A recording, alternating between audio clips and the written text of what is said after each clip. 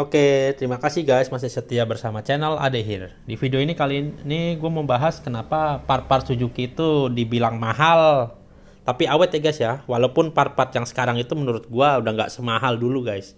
Jadi gini guys penjelasannya. Mengutip dari artikel Techno Racing Manufacture tentang kualitas suku cadang Suzuki yang lebih unggul dari suku cadang motor pabrikan lainnya. Padahal dari pabrik spare part yang sama. Jika dahulu spare part motor memang berasal dari Jepang, tapi seiringnya waktu, spare part motor diproduksi dalam negeri dan pabrikan cuma memberikan contoh, ukuran dan perbandingan bahan baku daripada omong doang dan langsung aja ke artikel yang ditulis oleh Techno Racing Manufacture ini guys. Bagi para pecinta motor Suzuki, ternyata ada cerita konspirasi tentang spare part dan ketahanan mesin dari keempat pabrikan Jepang. Nah, manakah yang lebih unggul? Nah, ini TRM sempat ngobrol-ngobrol sama salah satu mekanik Suzuki Chia Felix Desember lalu di sirkuit Subang. Pasti kenal ya sama Bang Ricky. Beliau menyatakan pernah ikut ke vendor pembuatan part mesin untuk order part racing juga guys. Untuk kebutuhan balapnya. Nah, ternyata Suzuki, Kawasaki, Honda, dan Yamaha pakai vendor yang sama untuk bikin spare partnya guys. Seperti yang kita tahu, kualitas Suzuki lah yang terbaik. Orang vendor sempat bilang, cuma Suzuki yang berani pakai kualitas bagus. Semua metodologi disesuaikan dengan standar internasional. Jadi bahan baku untuk bikin Kruk Shogun, Smash Titan, Suzuki Next, Thunder, Hayate, Address, dan lain-lain itu disamakan dengan kualitas untuk bikin Kruk As, GSX-R 1000, Suzuki Hayabusa, dan motor-motor global Suzuki lainnya guys. Artinya, standarisasi bahan baku motor Suzuki lokal kita sama dengan kualitas standarisasi bahan baku motor Suzuki global atau Suzuki internasional guys. Nah, di situ bangga kan guys pakai Suzuki. Bandingannya begini. Harga Kruk As Shogun dari vendor itu 850.000. Kalau udah dikasih label SGP atau Suzuki Genuine Part sekitar 900-an guys harganya. Nah, sedangkan Kruk As Supra X 125 dari vendornya itu cuman 250.000. Nah, gila tuh bahan apa aja tuh dengan harga Kruk As cuma 250, entah bahan selunak apa yang dipakai. Nah, kalau udah pakai label HGP atau Honda Genuine Part sekitar harganya 480.000. Waduh, untungnya lumayan itu guys. Nah, contoh lain Mio Soul yang selalu berdecit guys. Nah, komponen CVT dibuat oleh vendor yang sama juga itu. Orang vendornya bilang, bukan nggak mau bikin CVT Mio pakai bahan bagus. Tapi Yamaha-nya nggak mau tuh, makanya Mio kalau pakai part CVT Mio Thailand semua problem hilang. Padahal dimensinya sama dan bisa langsung plug. Nah loh, bukan berarti semua Yamaha jelek ya guys ya. Mungkin Yamaha di Thailand bahan bakunya bagus, tapi kita tahu Yamaha di kita seperti apa. Coba tanya juga yang udah main FFA pakai Mio. Part mana sih yang dia pakai? Pasti jawabannya lebih tahan banting part Yamaha dari Thailand guys. Begitupun Honda di luar sana juga kualitasnya sangat bagus ya guys. Untuk kualitas dan kenyamanannya juga. Ada kawan TRM yang selaku pakai produk Honda dari Thailand. Seperti Sonic 125, Honda Nice 110, NSR SP, dan sekarang kembali pakai Sonic. Sonic yang ini ya guys ya, CBU ya. Bahkan masih cari CBR 150 juga yang CBU. Kalau ada yang jual masih mulus. Tapi dia anti pakai produk AHM guys. Menurut selainnya karena produknya kasar, semua produk AHM juga lebih cepat rusak menurut dia. Nah, TRM pun setuju dengan pendapatnya. Kembali ke masalah parts. Orang vendor bilang sampai mengatakan pada Bang Ricky, orang AHM itu paling bikin pusing kalau datang ke sini. Selalu tekan budget, pengen harga semurah mungkin. Ya, kita bingung mau kasih bahan baku kayak apaan. Yamaha sama aja kok. Makanya karena kita tahu dapur semua motor, semua karyawan di sini semua pakai Suzuki. Lu lihat aja tuh di parkiran. Bang Ricky pun meyakinkan TRM bahwa semua parkiran mayoritas merek Suzuki. Ya iyalah, mereka yang bikin semua part merek motornya. Nah, artinya lagi khusus di Indonesia, pabrikan motor Honda dan Yamaha menurunkan kualitasnya. Jadi bukan semua Honda dan bukan semua Yamaha di seluruh dunia ya guys, atau global ya guys ya. Nah, obrolan dengan Bang Ricky pun menjurus ke sejarah balap Indoprix. Dia bilang bahwa Yamaha tuh masih pakai mesin lama buat balap. Jadi bukan mesin Jupiter Jet generasi terkini. Kalau kita Kan yang pakai Suzuki itu ngikutin produk yang keluar, itu yang dipakai balap. Coba kalau Shogun 110 dipakai lagi, nggak akan lah mereka dikasih menang tuh. Bedanya jauh banget kok, kita aja yang risetnya belum ketemu. Nah, Yamaha dari dulu tenaganya segitu-gitu aja, mereka bertahan. Kita sih riset dari awal lagi, dari nol lagi. Kalau Honda oke lah, kan mereka juga pakai mesin baru tapi udah kompetitif. Ya wajar aja lah, dananya nggak habis-habis, orang yang ngerisetnya juga banyak banget.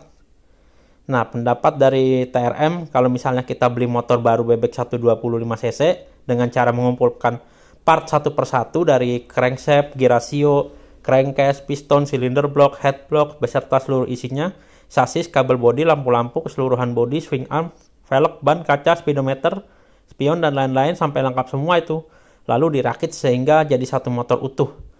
Jika di merek Suzuki mungkin sekitar 12 juta itu ya kalau di total ditambah pajak, BBM, ongkos kirim sampai dealer. Nah, jadilah harga tersebut 15 jutaan. Artinya dengan hanya harga 15 jutaan, Suzuki hanya ambil untung dikit ya guys ya. Sebaliknya jika melakukan hal yang sama di merek Honda dengan harga part yang lebih murah, kenapa motor bebek 125 milik AHM selalu termahal di antara merek lain? Artinya AHM mengambil untung terlalu banyak dengan kualitas yang di bawah rata-rata dan dengan harga parts menekankan budget ke vendor. Pantaskah produk AHM tersebut dibeli? Lalu dengan kualitas setara GSX R1000 yang produk global, pantaskah Suzuki Genuine Part disebut mahal? Nah, lalu kenapa justru produk AHM tersebutlah yang lebih digandrungi? Nah, TRM jadi ingat perkataan Mario Teguh yang mengatakan ada barang yang menjadi mahal karena kualitas. Semakin baik fungsinya, semakin banyak rupiah yang harus dibayarkan. Nah, ini nih yang terjadi di Suzuki.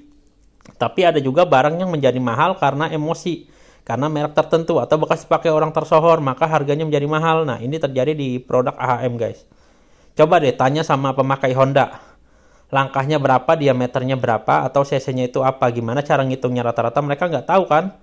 Nah, satu perkataan yang akan keluar dari mulut mereka yaitu, yang penting motornya Honda deh. Nah, kalau Suzuki hanya dapat untung sedikit, masih bisakah melakukan riset untuk pengembangan dan untuk memenuhi kemauan konsumen? Atau demi memenuhi kemauan konsumen, haruskah Suzuki menurunkan kualitas agar punya dana riset? Nah, itulah yang jadi pertanyaannya guys. Nah, masih ingatkah kasus kartel yang melibatkan dua pabrikan besar guys? Dua pabrikan motor besar, yaitu Honda dan Yamaha. Nah, dikutip dari tribun.com, Honda dan Yamaha terlibat kartel sepeda motor dan merugikan konsumen Indonesia. Kemudian didenda puluhan miliar guys. Nah, dua pabrikan sepeda motor terkemuka asal Jepang, Honda dan Yamaha, terlibat kartel penentuan harga sepeda motor matic di Indonesia pada kurun waktu 2013 sampai 2015. Kartel sepeda motor ini dinilai sangat merugikan konsumen, sebab konsumen jadi membayar lebih mahal dari seharusnya. Walhasil, keduanya dijatuhi hukuman denda masing-masing 22,5 miliar dan 25 miliar yang harus dibayarkan kepada negara. Nah, PT Astra Honda Motor atau AHM dan PT Yamaha Motor Indonesia Manufacturing Indonesia atau YIMM mengaku telah membayar denda atas kasus kartel harga motor tersebut. Seperti diketahui, berdasarkan Komisi Pengawas Persaingan Usaha atau KPPU, yang diketok pada 2017, Honda dan Yamaha terbukti melakukan kartel harga motor matic pada kurun waktu 2013 sampai 2015. Konsumen pun merugi karena harga motor matic melambung atas kesepakatan kedua merek Jepang itu. Hasil akhirnya, setelah Honda dan Yamaha melakukan banding, Mahkamah Agung menolak peninjauan kembali. Nah, yang diajukan dua pabrikan motor asal Jepang pada April 2021.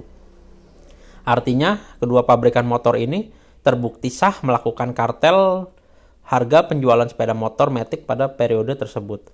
Saat ditanya mengenai hal ini, Eksekutif Vice President Direktur AHM, Johannes Lohmann, mengatakan pihaknya sudah membayar denda kasus kartel harga motor. Kita sudah selesai.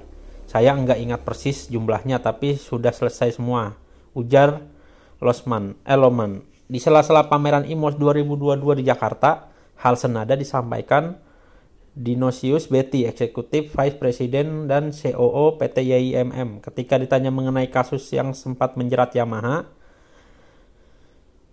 Nah, Mereka juga sudah bilang sudah selesai ya, kita sudah bayar, sudah ikuti semua. Nah, begitupun kata Dionysius pada kesempatan yang sama. Nah, kronologi kasus, sebagai informasi, kasus kartel sepeda motor Matic Honda dan Yamaha berawal saat KPPU mengendus adanya praktek kartel sepeda motor skuter Matic 110 sampai 125 cc di Indonesia.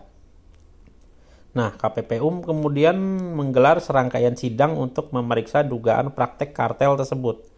KPPU juga membentuk tim investigator dan memanggil sejumlah pihak yang terlibat. Akhirnya pada 20 Februari 2017, KPPU memutuskan bahwa benar terjadi praktek kartel antara Honda dan Yamaha.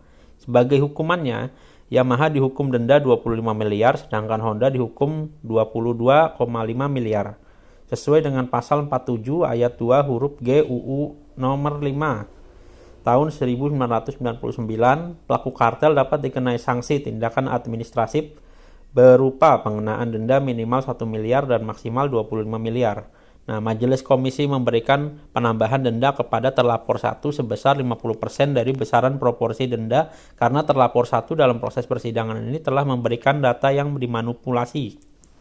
Demikian bunyi putusan KPPU nomor 04 KPPU I 2016. KPPU dalam hasil putusannya meyakini bahwa Honda dan Yamaha melakukan kartel harga dengan 3 bukti, yaitu pertemuan petinggi Yamaha dan Honda di lapangan golf serta 2 email dari petinggi Honda dan Yamaha di Indonesia pada 28 April 2014 dan 10 Januari 2015. Nah, walaupun tidak ada bukti tertulis di antara Honda dan Yamaha terkait kesepakatan harga, KPPU menilai hal itu bukan syarat mutlak adanya kartel. Nah, concerted dipersyaratkan bahwa action ada tidak suatu perjanjian tertulis yang mensyaratkan pihak-pihak yang melakukan concerted action tidak perlu dibuktikan seperti itu. Nah, Honda dan Yamaha tidak terima dan mengajukan permohonan banding ke Pengadilan Negeri Jakarta Utara. Nah, jadi sampai sini aja guys ya penjelasan singkatnya ya guys ya. Terima kasih sudah menonton video-video di channel gua. Jangan lupa untuk menonton video-video berikutnya. Terima kasih guys.